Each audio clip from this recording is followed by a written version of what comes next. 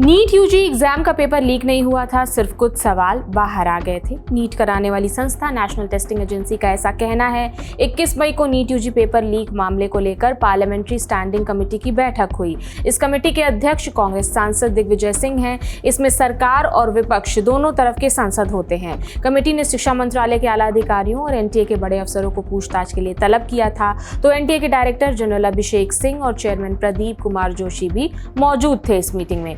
NTA के director Abhishek Singh ने committee से कहा कि नीट का पेपर लीक नहीं हुआ था।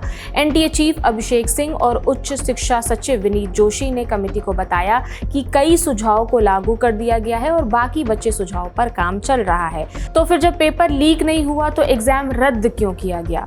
इंडिया टुडे से जुड़े अमित भारद्वाज की रिपोर्ट में सोर्सेस के मुताबिक बताया गया है कि एनटीए ने कमेटी को समझाया कि उन्होंने परीक्षा रद्द करने का फैसला इसलिए लिया क्योंकि एजेंसी गड़बड़ियों को लेकर जीरो टॉलरेंस की नीति अपनाती है। एनटीए का मानना है कि भले ही कुछ ही सवाल बाहर आए हों, लेकिन इससे स्टूडेंट्स का एग्जामिनेशन प्रोसेस से भरोसा उठ जाता है। बात साख पर आ गई, इसलिए ऐसा फैसला एनटीए ने लिया। इंडिया टुडे से जुड़े अमित भारद्वाज की रिपोर्ट के मुताबिक एनटीए ने संसद की कमेटी को बताया कि परीक्षा में गड़बड़ियां और धांधली जरूर हुई थी, लेकिन उसे पूरा पेपर लीक होना नहीं कहा जा सकता। एनटीए का मानना है कि कुछ जगहों पर नियमों को तोड़ा गया और गलत तरीके अपनाए गए, पर पूरा का पूरा क्वेश्चन पेपर पहले से बाहर नहीं आया था, ऐसा एनटीए ने साफ साफ कह दिया है। 12 मई को परीक्षा रद्द करने का फैसला लिया गया था। फिर 15 मई को एक प्रेस कॉन्फ्रेंस में union education minister Dharmendra Pradhan ने माना था कि सिस्टम में चूक हुई थी। उन्होंने कहा था कि सरकार नीट पेपर विवाद की पूरी जिम्मेदारी ले रही है। 3 मई 2026 को एग्जाम हुआ था, लेकिन सोशल मीडिया पर पहले ही कुछ सवाल दिखे जो असली पेपर से मेल खा रहे थे। आरोपों के बाद परीक्षा को रद्द कर दिया गया था। अब एनटीए का कहना है कि पूरा पेपर लीक नहीं हुआ था, बस कुछ हिस्से या सवाल ही बाहर आए थे।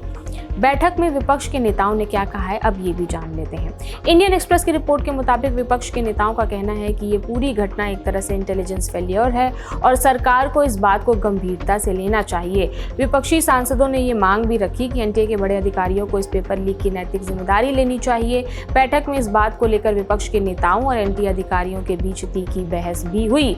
इस घटना को क्या नाम दिया जाए, इस चीज को लेकर बहस हुई, क्योंकि विपक्ष इसे पेपर लीक बता रहा है और बीजेपी का कहना है कि ये गड़बड़ी थी। संसदीय कमेटी ने एनटीए को निर्देश दिया है कि वे और ज्यादा विस्तार से पूरी जानकारी सौंपे। वहीं शिक्षा मंत्रालय के अधिकारियों ने कमेटी के सामने माना कि जो कुछ भी हुआ वो बेहद दुर्भाग्यपूर्ण था। कांग्रेस सांसद डीएन क्यूरिकोस ने शिक्षा मंत्री धर्मेंद्र प्रधान के बयान पर विरोध जताया, जिसमें मंत्री ने ये कहा था कि कमेटी इस मामले पर राजनीति कर रही है। हुआ यह था कि पिछले हफ्ते एक प्रेस कॉन्फ्रेंस के दौरान जब मीडिया ने शिक्षा मंत्री से पूछा था कि संसदीय कमेटी ने पिछले साल अपनी रिपोर्ट में नीट परीक्षा की जिन कमियों की तरफ इशारा किया था, उन पर क्या कहना है आपका, तो धर्मेंद्र प्रधान ने जवाब दिया कि मैं संसदीय कमेटी की राय को नहीं मानूंगा, मैं राधाकृष्णन कमेटी के सुझाव के आधार पर आगे बढ़ूंगा, मैं फैक्ट्स को देखकर काम करूंगा, हम अंदाजों या अटकलों पर बात नहीं करेंगे, जो राजनीतिक बातें हैं उनका जवाब मैं संसद में दूंगा। इस संसदीय कमेटी में विपक्ष के नेता भी शामिल हैं और वे बातों को एक खास तरीके से लिखते हैं। ये बात आप भी अच्छे से जानते हैं, ऐसा धर्मेंद्र प्रधान ने कहा था। अब तक नीट यूजी विवाद की जांच कर रही सीबीआई ने अलग अलग राज्यों से कई लोगों को गिरफ्तार किया है। इनमें धांधली कराने वाले बिचौलिए, टीचर्स और एग्जाम सेंटर्स पर जो स्टाफ्स हैं वो शामिल हैं। वहीं 3 मई को ही परीक्षा रद्द होने के बाद अब एनटीए 21 जून को एग्जाम कराएगी। दोबारा परीक्षा के लिए कोई नया रजिस्ट्रेशन नहीं कराना होगा और ना ही कोई एक्स्ट्रा फीस देनी होगी। आपका पुराना रजिस्ट्रेशन ही वैलिड रहेगा। नए एडमिट कार्ड जारी किए जाएंगे। सुरक्षा को लेकर उठे सवालों के बाद अधिकारियों का कहना है कि इस बार परीक्षा को सुरक्षित कराने के लिए ज्यादा सख्त नियम और निगरानी के कड़े इंतजाम किए गए हैं। तो ये थी पूरी जानकारी। इस जानकारी पर आपकी क्या राय है, हमें कमेंट सेक्शन में जरूर बताएं। मेरा नाम प्रगति है, देखते रहिए दी लल्लन टॉप। अगर चैनल को सब्सक्राइब नहीं किया है तो सब्सक्राइब जरूर करना। शुक्रिया।